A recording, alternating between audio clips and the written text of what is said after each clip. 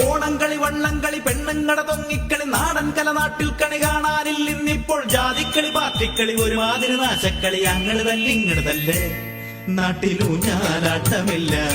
വീട്ടിലോണത്തിനൂണുമില്ല ഇന്ന് പൂക്കളം തീർക്കലും മാർക്കു പിടിക്കലും ടിവിയിൽ മാത്രമായി പണ്ടേ നമ്മളെല്ലാം ഒരമ്മ പെറ്റ മക്കളെ പോൽ മമ്മതെന്നും തൊമ്മിയെന്നും ഭേദമില്ലാതെ നിന്നിരുന്നു